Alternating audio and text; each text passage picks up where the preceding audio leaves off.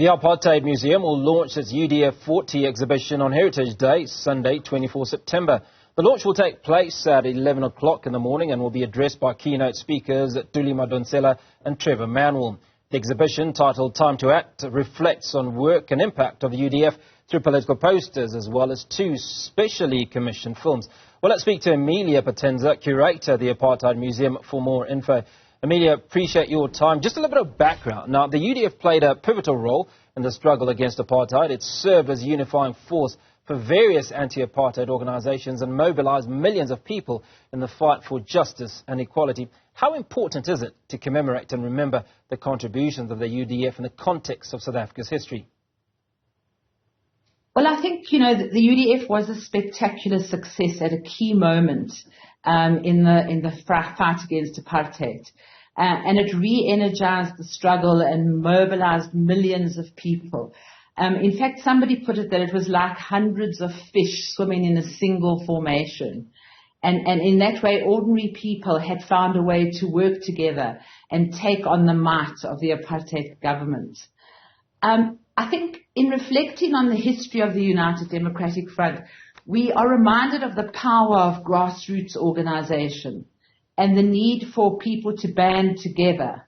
And we are also reminded of the selfless political culture of the day. Activists in the 1980s had little to gain from their activism on a personal level and much to lose. Activism took tremendous risk and many paid a very high price. Unfortunately, politics today is characterized by careerism and corruption. For many, it represents a path to personal power and wealth rather than to a commitment to society. And the history of the UDF stands in sharp contrast to that and represents a different vision of South Africa. And in that sense, the Apartheid Museum is committed to preserving and teaching this inspiring but complex history of our country. We find, in fact, that many of the young people who visit the museum, about 50% of our audience are school children, have only the vaguest idea of the apartheid period. And so exhibitions like this one are a crucial part of our efforts to provide a deeper understanding and to engage a younger audience in the kind of activism that we sorely need at this particular juncture in our society, where we face such enormous challenges in building democracy and in realizing the values, of the Freedom Charter that we fought for so hard and that have not been realized. It's an interesting stat that you give there, Emilia, on the attendees of the exhibitions. But when we talk about this exhibition, which features political posters, stickers, T-shirts and banners from the UDF era, such artifacts provide a visual representation of the movement's activities. How do you think these materials will help convey the spirit and message of the UDF to the visitors? Well, it's quite hard to show you that without, you seeing some of the posters. But it was a remarkable period in our political history, particularly from a media perspective, because, of course, you must remember that there were no cell phones. It predated the time of the computer even. So all of the political poster became the media of the masses, if you like. And most of the posters that are on display were silk screened. So they were handmade, actually works of art, and silk screened and then plastered on the walls in townships and, around the city, and often didn't last for very long because, they were taken down by the police and so they were like momentary but very impactful.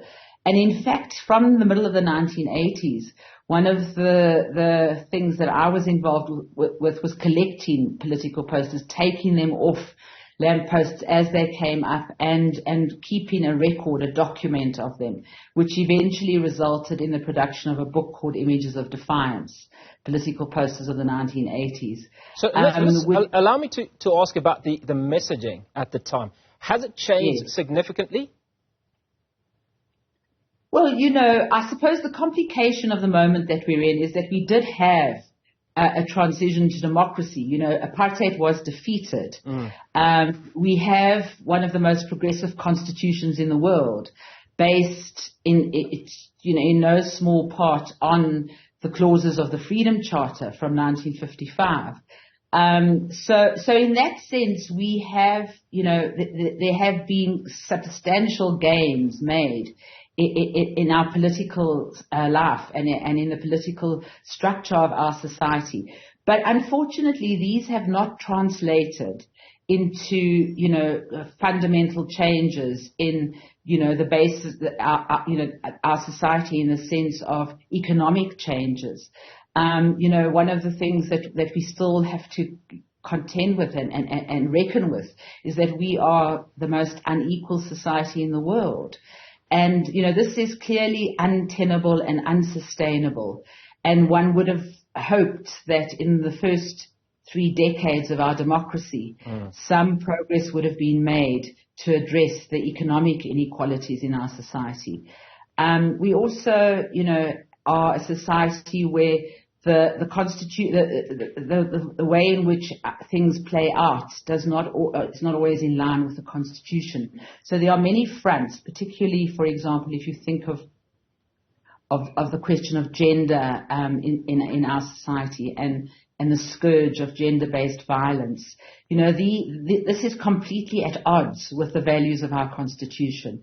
And so, much work has to be done in order to implement the Constitution, and sadly, that hasn't happened, and we've fallen far short in the last 3 decades. So let's talk a little bit about some of the films that you've commissioned, including those that speak about the history of the UDF. What sort of impact are you looking at around these, and as far as educating the public is concerned, and certainly if they would impact those that watch them, or to what level they would impact?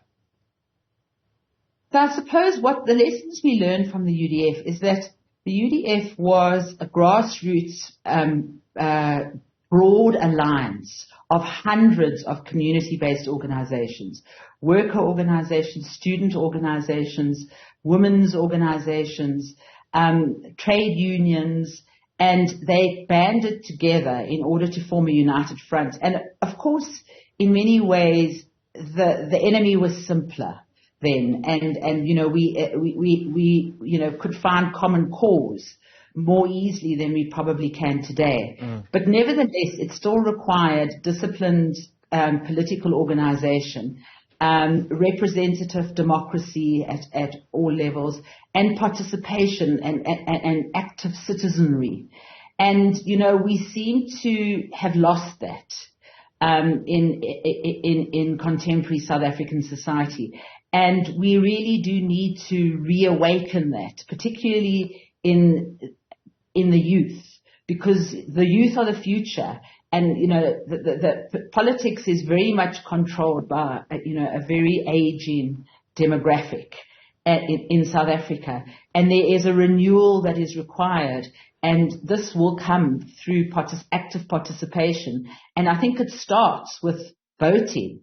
We've got a general election coming up in the new year, and we have to do something about the apathy amongst young South Africans, the fact that, a very large percentage of South Africans who are the eligible age are not registered to vote.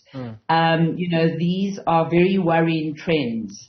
And we've got to be a time for a call to action, and we're hoping that some of the values and principles of the UDF will come through and be passed on to the younger generation, that they will be encouraged to take up arms and to pick up where the older generation are leaving off, because now is the time. And as the exhibition, the title of the exhibition is Time to Act, and it is really time to act. Two of our main speakers, Professor Thuli Madonsela and Trevor Manuel, I'm sure will echo these calls, will outline, the lessons that we can learn from the UDF and the time now for renewal and rebuilding, because, we have fallen far short of where we had hoped we would be at this time in our democracy.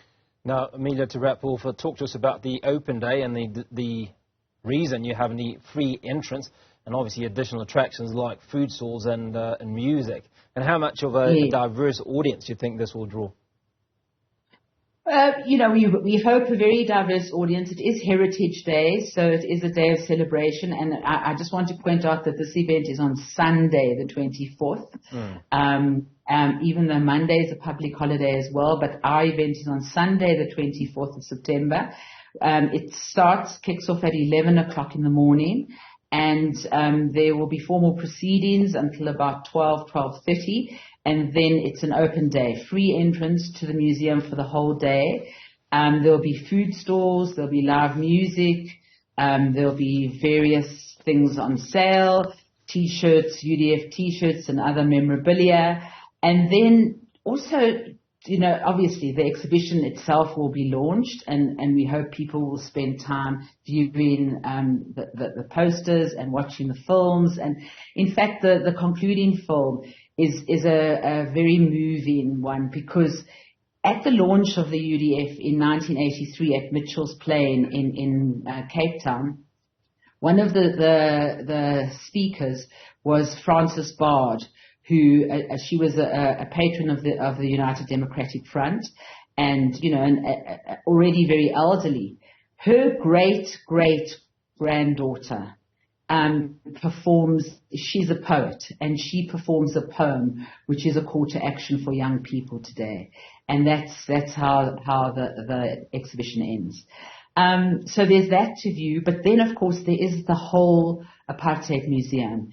And the Apartheid Museum covers a century of South African history, starting with the discovery of gold in 1886, right under our feet here in Johannesburg, and goes right through the apartheid period, through the resistance to apartheid, the transition to democracy, the Truth and Reconciliation Commission, and the current moment that we're in. Fantastic. Emilia, it looks like we've run short of time, and we're going to have to savour what's left of this, certainly on the 24th of September. Emilia Potenza, Curator, the Apartheid Museum, speaking to us this afternoon.